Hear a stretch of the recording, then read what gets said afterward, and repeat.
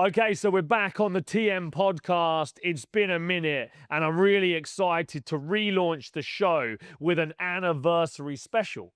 Not just my anniversary, but Chris's anniversary with Trade Mastermind. It's been 3 years, okay, and Chris is the founder and owner of Kimball Tech, and we're celebrating his anniversary, but more importantly, he's just won which Renewable Installer of the Year. Chris, how you doing, my man?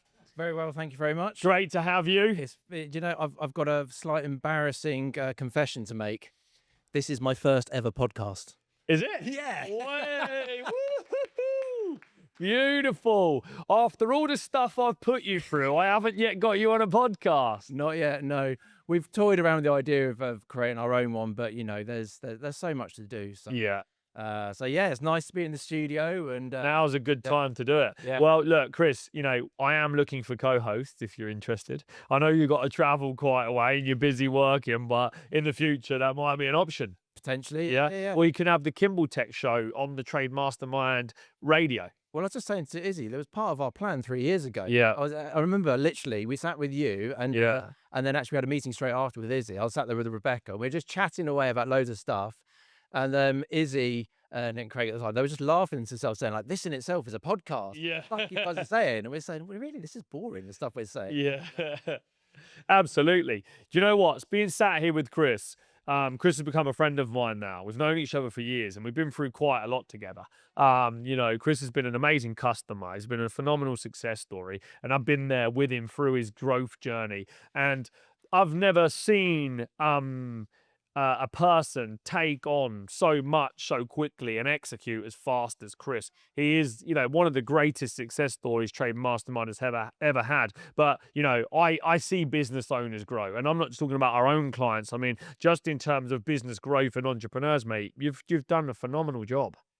Come such a long way, and you aren't afraid to take action and you move fast, and I can only respect that because that's how I operate. Yeah. Well, I look at you and I see what you've built here. Yeah. I'm like, wow, I can't keep up. I was thinking to myself, like, I could probably keep up with Joe, Yeah. You don't. And then you're in another league. What was your post yesterday? Yeah. Or you went to Marbella. Yeah. 24 hours. Yeah. And you're like, I tried work-life balance. It's not for me. 7 days a week, no sleep. That's me. Well, I went over there and I was like, because I was feeling a little bit burnt out. I don't really like the terminology burnt out because, like Cardone says, I'm not a candle. Candles burn out. I heard though, it's adrenaline. You will burn out your adrenaline gland. Yeah, I think you definitely do in some way, shape or form, but I only need a little bit of rest. I mean, I went out there for 24 hours, I had a day in the sun and boom, I was back in the game. So it was well worth the time, even though I spent the whole time on the sunbed promoting the webinar and working. But it was good fun, I like that. But you know what, I do think, however, the legacy, the mission, if it's important enough, you'll show up and do the work and it helps you to push through the pain. And it's got to be big, isn't it? I know you're a big thinker and you've got big goals, and going through the growth that you've been through, the challenges and the successes, the trials, the tribulations, you've got to be focused on that end goal, or you'd be nuts to keep going down the road, wouldn't you, in a lot of cases? Yeah, I mean, we can go back on a few lessons that I learned last year, because last year was definitely a learning it. But I always want to touch on like genius here, because I see it in many people, and I think I get moments of it myself, and I see it a lot in yourself. Yeah. It's just where you lock in and your mind kind of just latches onto an idea, and you're able to really put all the distractions aside, and you create something quite impressive. Yeah. And every now and then I'll get, maybe it might last a couple of weeks, it might only be a couple of days, but I'll just get a real, like, you lock in and you create something that's really impressive and really boosts you forwards. Yeah. Just having those moments of genius. I was Adrian Newey, who's a Formula One chief designer. I was reading up on him, and he was saying exactly the same thing. Like, just ends up getting into this fight for months. You just can't. He's kind of like emotionally unavailable to his family because he just locked in on a design. Okay, so Chris, you are, even though you don't look like one right now, you are actually a previous tradesman. Yeah. Yeah? Yeah. Okay. So you're on the tools, you're an electrician, now you come to work in suits. Yeah. Okay. And so, you've come from, you've not had business experience prior to running your own business, you've worked in businesses. I've not worked in businesses. I did business studies GCSE. I took a year in industry, and there was a business course Yeah. in that. That was back when I was 18. Yeah. At university, there was a business module as well, so that was a full term where we learned about business. Yeah. And did that help you? Ooh, that was all in my 20s. Yeah, did that help? Early 20s. No. Not at all. Well, the problem is it wasn't tangible back then. Yeah. I didn't know anything about it. Like, Yeah. it's a net acid test ratio. Did you carry any of that stuff into your? So eventually it started to make sense later on, but ultimately it was all forgotten back then. Yeah. Yeah. Actually, what you needed was business training. Yeah. Or it matters now because I've got a business. Yeah. I'm Yeah. acting it and living it, breathing it. So now it makes so much sense. But When did you start on the tools? I was 25. Yeah. I think. And that was qualified or as an apprentice? No, that was retraining. I worked out at Martin for 4 years. Right. As a design engineer. Oh, nice. Nice. And then I I transitioned. didn't know that. Did you not? No. No, yeah. Yeah, Aston. Yeah. Hence connections. Yeah. But Yeah. it was I did a mechanical engineering degree, Yeah. so Yeah. kind of it fit nicely to that. But Yeah. didn't want to be necessarily a mechanical Yeah. engineer. It wasn't really the career for me. My dad ran a construction business. Yeah. Kimball Construction. Ran it for 25 years. Took Yeah. early retirement. Nice. Made everything he needed to make. Yeah. Nice. So I think that's why I had that kind of calling to, like, one day I'll run my own business. Yeah. And I guess in construction, because Dad's done well from it. Did you ever go to work with your dad when you was a kid? Yeah, when I was 16, I did. Yeah. A few summers of going there, but yeah, he thought I wasn't cut out for it. I was like, trying to get me to like prime up like pet fence posts and things like that, and as I was a bit sunny, Dad, you got it sunny, I'm getting a bit burned. He'd be like, oh, you. And looking at your dad growing up as a business guy, did you admire that? Did you have admiration for him? I didn't really see him as a business person. Yeah. Because he was. I mean, get this right. He had 20 or 30 staff. Yeah. Wow. And he was in the office 1 day a week. Yeah. Everything back then, there weren't mobile phones. Yeah. It was like the office, or he would order materials by. They went to the caf at 10 o'clock every morning, and he would then have his coins, and he'd go to the payphone and call up all the suppliers and the skip companies and get everything organised there while the boys were having a Different time. Yeah, exactly. You forget how the people ran businesses back then. Yeah. About about access to their team, or imagine not being able to call your guys on the road and see where they are or what they're doing, and they're just people crazy stuff. Maybe it was a better time. Yeah. Well, I think it feels that way. I mean, it's so easy to say, oh, it's easy to run a business back in the 80s, but yeah, definitely. You could only add one form of advertising, yellow pages. Right. I mean, I can't imagine back then that they were doing Yeah. the number of hours and eroding into weekends. I mean, literally, he was home by 5, 6 in the evening on Friday, and that's it. And he didn't go back to work till 6 in the morning on Monday. Yeah. Weekends were fine. He spent loads of time with us over the Yeah. And now I'm finding that it's a battle just to create a bit of space on a Sunday. I'm going to dedicate that to the family. Different time. Different times. Yeah. Well, let's go to kind of you deciding to get off the tools and start up your own business. What was that like? It was always a plan. Even when I trained as an electrician, the Yeah. plan was that I would run a business. Mhm. Now, getting there just took some time. I was about Yeah. 4 years working on my own before I then said, well, look, if I need to make moves forwards, I'm going to have to hire somebody. So Yeah. I hired an apprentice. It was okay, but bit by bit, I hired more people. Yeah. And the more people I hired, the less money I made.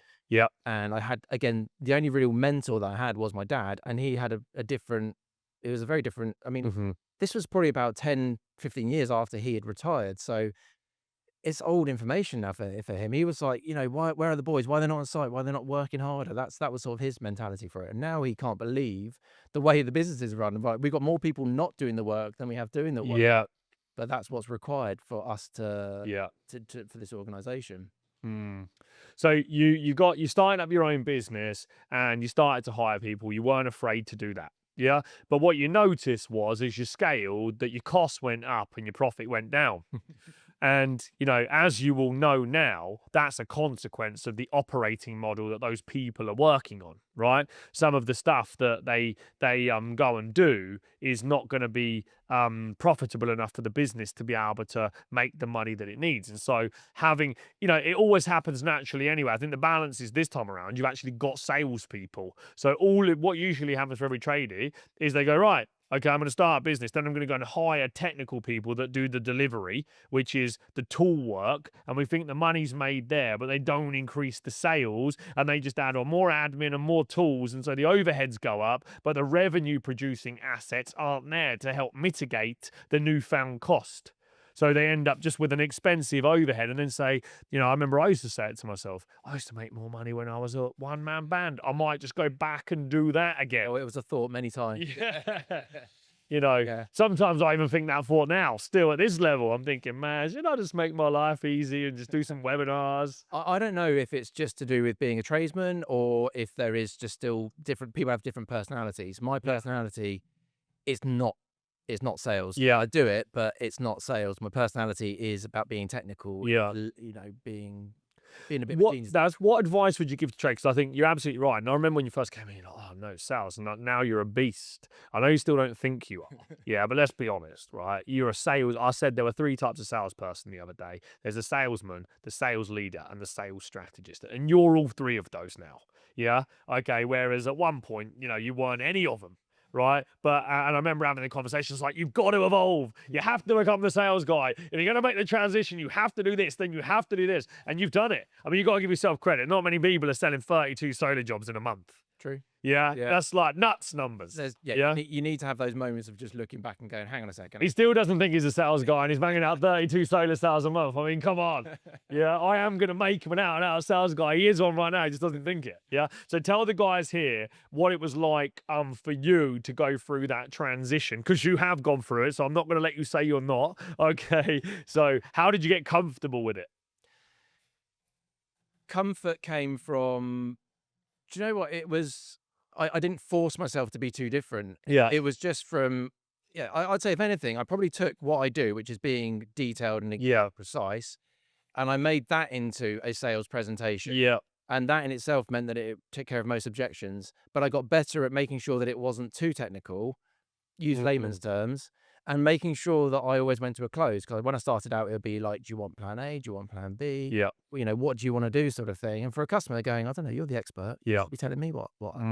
And you end up leaving that appointment thinking, like, why didn't I get it? And now the customer's confused. And guess what? Some other sales guy now has just gone back into that appointment after you and gone, look, so it's really simple. You want this battery, this inverter, and it's only going to cost that, and it's going to add value to the home, do all this, blah, blah, blah, blah. We've got an install slot for you next week. Do you want to take it? Yeah. And they've now got the order. Yeah. So that was the difference I found, was being better at simplifying it. Yeah. And then A, B, C, always be closing. Really important point. I mean, if you overcomplicate the sale or give a customer too much to think about, you think you're being more valuable, and by giving more options, you just confuse them. Yeah. How did you get comfortable with hiring salespeople? Because everything I've said to do, or the Trade Mastermind process, is kind of direct. You just go and do it. You don't seem to overthink stuff. You reckon? Yeah. Well, you might overthink. I mean, you might think you're overthinking it, but you just do it, right? It holds me back, but I think that's when there's, some valuable lessons here is ready, fire, aim. Yeah. And you've said that many times. Yeah. But just do it now. You get off the call, you'd be like, Chris, send that email. Don't think about it. Just send. Yeah, just get on with it. Yeah, exactly. But you do that faster than most, even if it feels like you don't. There's you've done it rapid. Yeah, and you have to. Yeah. And I noticed that, and it's getting comfortable with everything not being quite perfect. Yeah. You've just got to get on and do it. Yeah. So I'm definitely more on that. I was seeing your brand values now and urgency on there. That's definitely coming up, and I need to, impress that onto the team a bit more. Yeah. Time kills deals. If things are left on the table too long, it just vanish. So and speed is value. Yeah. That's why, again, it's really important to have that bigger focus, to remind yourself why you're doing it, to have those mindset hacks early in the morning. Because I don't know about you, but not the doubt, but the fed upness usually for me kicks in the morning. Like if I'm like, I get up, sometimes I'm just like, oh man, how am I going to fucking psych myself up for this one? I've got a mountain to climb. Yeah. And so in the mornings, that's where I have to hack my brain. I'm good in the daytime and I'm good in the evening, and I'm good when I go to sleep. I don't carry negativity to bed. But in the earlier years, I used to be nervous at bedtime. Now I used to, all my worries would come at night. Now I go to sleep quick. Now it's in the morning. I'm usually like, So I have to put on a Grant Cardone motivation and hopefully this podcast, and that's why we want to get the podcast back live, is so we can get more of these conversations out. This is going to be gold. And I'm sure the client base, Trade Mastermind community, and everybody else is going to appreciate hearing it because it's great stuff. I just on what you were saying there, I end up transitioning from, I used to be a night owl. Yeah. All my work would happen at night time, but then I wake up in the morning. I was inconsistent and I Yeah. was tired. And I also found that as the business grew, there would be more challenges, more negativity. I mean, we're getting more and more customers, and because you grow quickly, you are going to drop the ball in certain things. And if a customer had a bad experience or didn't have, or if a customer didn't have a 5-star experience, I'd start to take that to heart. Yep. And then I'm frustrated that maybe the team haven't picked up on it sooner, or where is it? But I won't. I'll always blame myself first because ultimately it's my organisation, so I'm the most accountable person out there. So I always look to. I'm slow to blame the team. It's me first. But I was then finding that I would go to get home, and when you're tired, you're more fatigued, and those things just compound a bit more in the evenings, and I don't feel, and I think, do you know what, will fix this if I go to bed. Go to bed, and when I wake up, I'm then right. I'm ready now. I can now start fresh on the day, and then those things that seem really big in the evening, they've suddenly now become just manageable tasks. Yeah. That you then just deal with. Yeah. In the morning. So I'm now consistently getting up, between 4 and 5. Right. It used to be 5 consistently, but What time did you go to bed? 4. Between sort of 9 and 10. Yeah, it's got to be like to get the 4 and 5s for me, it's got to be like a 9 o'clocker. I was in bed at 8:15 last night. I was gone. And it's funny, every time I have my little boy, I always seem to go to sleep earlier. Maybe it's because he does, but I use it as my catch-up time, and then I'm up earlier. But let's fast forward through time, yeah, because we want to get to what we're here to talk about, which is, so you're starting your business, you got off the tools, you came to Trade Mastermind, you decided you want to build a solar business. First, it was an EV business, then very quickly we said, no, let's move to solar. You've done that phenomenally well. You've scaled up in 3 years to a point that you're now doing on average like 20 to 30 solar installs a month, give or take. Okay, you got a team of how many? 8 employed now. 8 employed, plus subbies. We've got three freelance salespeople. Yeah. And then we've got 2 subcontract teams as well. Fantastic. And an IT manager as well. Over $500,000 in revenue achieved in 1 month. It's not going to be long till he's at £1 million a month. So phenomenal scale. Yeah. Great growth. Okay. Training has helped him get there. My mentoring has helped him get there, but he's done all the work. Yeah, he's took a risk. He's invested in himself. He showed up. He's pushed it to the extreme. He's not been afraid to fail. He's put his money where his mouth is. He's put his time where his mouth is. Okay. And it hasn't been a smooth journey all the time. Sometimes it's down, sometimes up. That's entrepreneurship. But now, okay, fast forward to this bit. Tell us how this came about. How did you get the invite? I know we can't compare this to winning The Apprentice. Yeah. But we got to. Yeah. So. But it was. It's up there, Chris. It's up there. It was like a moment of clarity. You said this on one of your previous podcasts. It was confirmation that you weren't insane. Yeah. Well, actually, what you were doing, that you weren't alone there. Love that. So that's kind of the same thing that's happened here. Yeah. I've spent the last 14 years really, 14 years of trying of running this business. The first 11 was before Trade Mastermind. And that was when it was like, seriously, at what point am I going to throw the towel in here? Because it's just getting relentless. And then the last 3 years has been with Trade Mastermind. So it's been an enormous amount of growth, but also with equal number of challenges. Yeah. This was just like confirmation of actually what we're doing. Just stay true to what you're doing. I care deeply about customer service and making sure customers have a 5-star experience. Yeah. And I do feel generally a little bit sick when people don't have. Yeah. So, and then I'm annoyed at the team because I think it's like they don't quite get it the same way I do. Rebecca's quite similar to me. My sister Rebecca, she's exactly the same. If the customer says like they're not quite happy about something, or we've dropped the ball, like we were going, right, we need to get this sorted straight away. Whereas the rest of the team, I'm not saying that they don't necessarily feel like that, but it doesn't feel like they take it quite so personally as we do. Yeah. So it's just nice to get that confirmation that actually what we're doing, feeling like that, is filtering through, and customers are getting looked after, and it is important. And then we've been recognised by which. So yeah, I'll just explain this award. We've entered. We've got many awards now, but all of them you have to enter. You have to fill out your form. Why you think why you should receive the award. What makes you stand apart. Right. So tell us how this Which Award came about. So we got a call. We're a Which Trusted Trader. Yeah. Signed up to that about 2 years ago. 2.5 years ago now. And to do that, you pay your membership, but they're unlike other review platforms. When they actually came out to our office, they did an audit on us. They've been through our website. They want to look at our marketing materials. They had good feedback for us. They have their own code of conduct and how they expect you to behave if they're going to endorse you. And we also know of other solar companies that have been on the program, got a load of 1-star reviews, and they've been booted off. So they're very, very careful about it. And every time I've gone on there to look for other trades, like we need a grounds worker, went on there, and you just get through to just not normal people, like good companies. It might cost a few quid more than everyone else, but you're getting through to the right people. So that's Which Trusted Trade. That's brilliant. And it's been a great selling point for us to give customers that confidence. Then we get a call out of the blue mid-April saying, oh, by the way, you've been shortlisted to the Which Awards. So we think, okay, how much is the table? What's the cost? So, no, there's no cost. There's no cost. You've got 5 free tickets, so bring some of your team along with you. And by the way, there'll be John Lewis there, and Bose, Samsung, Braun, John Lewis. Did I say John Lewis already? Yeah. I did. John Lewis again. Vernon Kay. They're in twice, that's why. Was he the host? Vernon Kay was a host. Was he good? He's funny. Yeah, really funny guy. I DJ'd his daughter's birthday about 3 years ago, just before I sort of packed up DJ. So when I saw him, and it's like, yeah, do you remember me? He's like, yeah, I do actually. Brilliant. Okay, so you were nominated, you won the award. Yeah.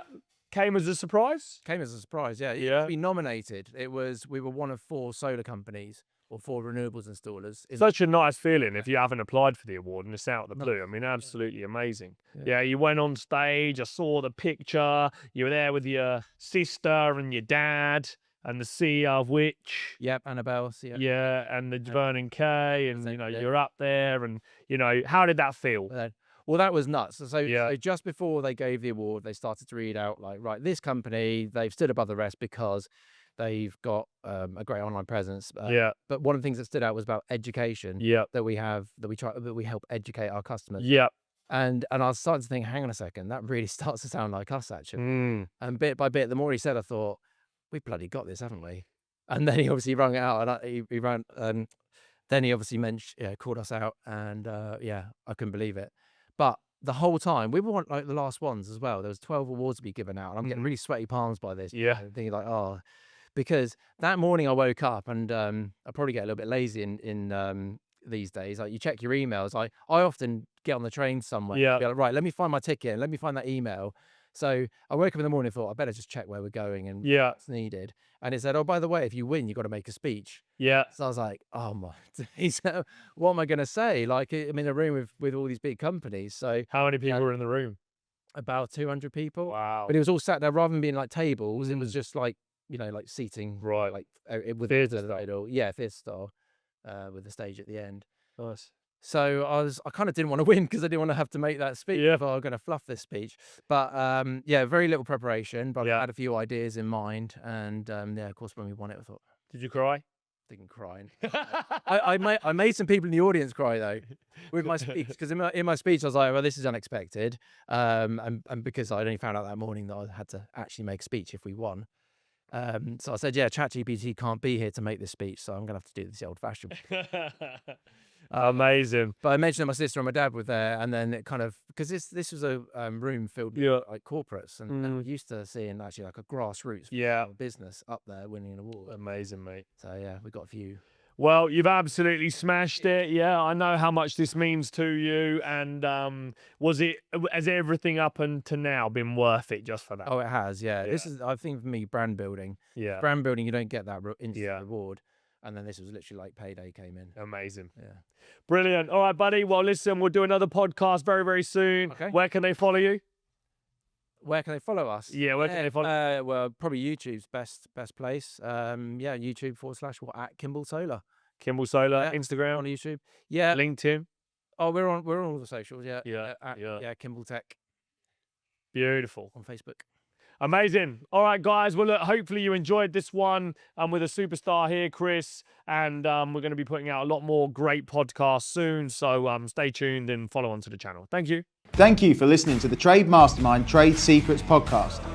If you want to find out how Trade Mastermind can help you further, head to our website trademastermind.co.uk and don't forget to like and subscribe.